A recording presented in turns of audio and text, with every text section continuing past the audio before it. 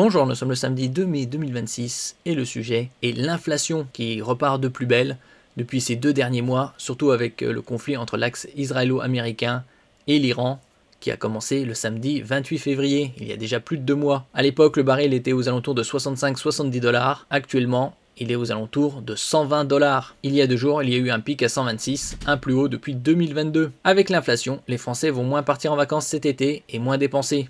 Moins dépensé, probablement autant que l'année dernière, mais aller moins loin, puisque bien évidemment, les prix des billets d'avion se sont également envolés. Selon l'Alliance France Tourisme, l'envolée des prix liés à la guerre au Moyen-Orient modifie aussi les projets de vacances vers des destinations plus proches et avec des budgets plus restreints. Détaille ce mardi 28 avril une étude d'Alliance France Tourisme. N'oubliez pas de vous abonner pour plus de news nationales, européennes et internationales sur ce monde dans lequel nous vivons.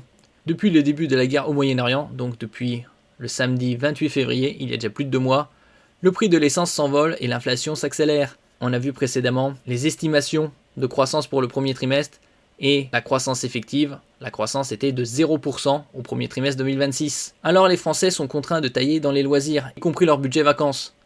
Dans un contexte marqué par les tensions géopolitiques internationales, la hausse des coûts de l'énergie et une pression inflationniste durable, les vacances d'été s'inscrivent davantage dans une logique de proximité, de sobriété et de recentrage, selon une étude menée par l'IFOP du 17 au 20 mars pour l'Alliance France Tourisme et publiée ce mardi 28 avril. L'été 2026 confirme un net ralentissement des départs, développe dans un communiqué ce groupe de réflexion qui réunit des grandes entreprises du secteur du tourisme comme Accor, Air France ou encore la Compagnie des Alpes. 68% des Français, c'est-à-dire 2 tiers, prévoient de partir au moins une semaine, soit une baisse de 9 points par rapport à 2025, et seuls 37% se déclarent certains de partir, contre 50% l'an dernier, traduisant une montée de l'incertitude.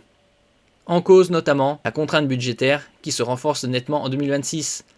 L'étude établit un budget moyen de 1 530 €, le SMIC actuel c'est 1 445 € net, soit une diminution d'environ 150 € en un an. Plus de 6 sondés sur 10 prévoient de réduire cette somme en agissant d'abord sur la durée ou la fréquence de leur séjour et des dépenses sur place, 60%. Ces arbitrages se traduisent aussi dans le logement. L'hébergement gratuit passe de 22 à 32%, un peu plus d'un cinquième à un tiers sur un an pour les courts séjours et de 20 à 31% pour les longs séjours.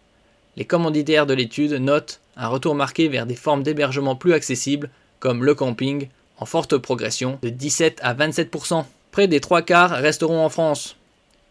Mais une large majorité, 86%, affirme qu'elle va puiser dans son épargne pour quand même partir. On ne vit qu'une fois. Cette étude montre qu'il n'y a pas d'effondrement des intentions de départ des Français qui restent très attachés aux vacances, mais que les premiers effets de la situation actuelle commencent à se faire sentir, sous l'effet conjugué des préoccupations de sécurité et du renforcement des contraintes budgétaires, souligne le président de l'Alliance France Tourisme, Dominique Marcel, dans le communiqué.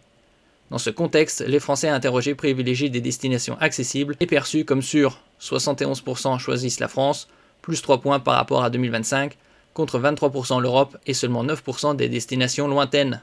D'un autre côté, en France, on a l'avantage d'avoir la mer, la montagne, on a tout à portée de main. Autre conséquence attendue, l'inflation fait grandir les inégalités, déjà importantes.